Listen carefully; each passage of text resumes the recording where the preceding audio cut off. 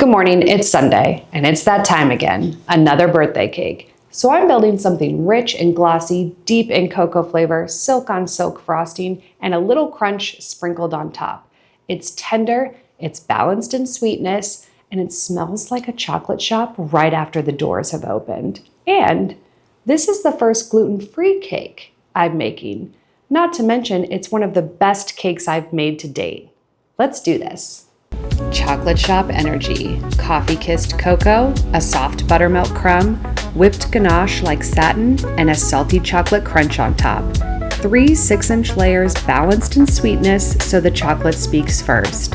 No one could have guessed it was gluten-free. This is gluten-free classic chocolate layer cake.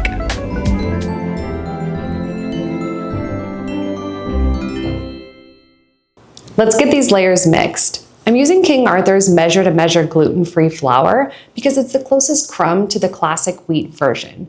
I'm also making this cake in 6-inch cake pans. I wanted a little bit more of a condensed, smaller cake that stacks nice and high. You can make this cake in 8-inch pans. It will just give you a thinner look, and the layers tend to be a little bit more delicate, but other than that, it still comes out beautifully. So just handle with care if you choose to go the 8-inch route. Let's do this. Whisk the dry ingredients together, flour, cocoa powder, baking soda, and salt, until everything is combined and smooth. In the bowl of a stand mixer, whisk granulated sugar and light brown sugar with 2 room temperature eggs until it's a little lighter and smooth. Then whisk in the buttermilk, the oil, and the vanilla until it's nice and glossy. Incorporate the dry mix and whisk until just combined. Stream in the hot coffee while whisking on low.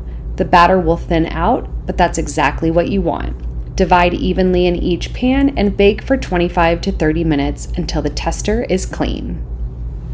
It's frosting time. I'm keeping this simple and using the frosting as filling. It's simple and luxe without the sugar bomb. And like always, this whipped ganache frosting is balanced in sweetness.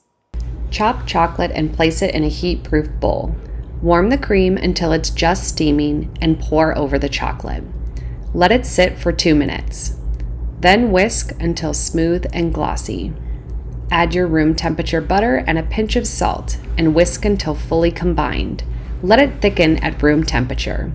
Whip briefly until it lightens in color, but stop before it looks too stiff so it stays spreadable and shiny. Let's put this whole thing together. I'm not a decorator, and this cake doesn't need one. The flavor does all the talking. The outside can stay casual, which is code for I tried my best. Let's stack and finish. Do your thing here. I'm going for as smooth as I can get it, and I'll use some toppings to hide some of my flaws. You can go as polished as you'd like. My topping of choice is chocolate crunch crumbles. Taste first, pretty second. But I must say, she didn't come out that bad. This one was a full-on win. My father-in-law's gluten-free, and this was his birthday cake. It was tender, deeply chocolatey, and balanced in sweetness, as always.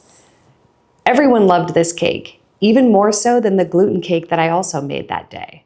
I knew it would be good, but it was better than I imagined. I'll see you next Sunday.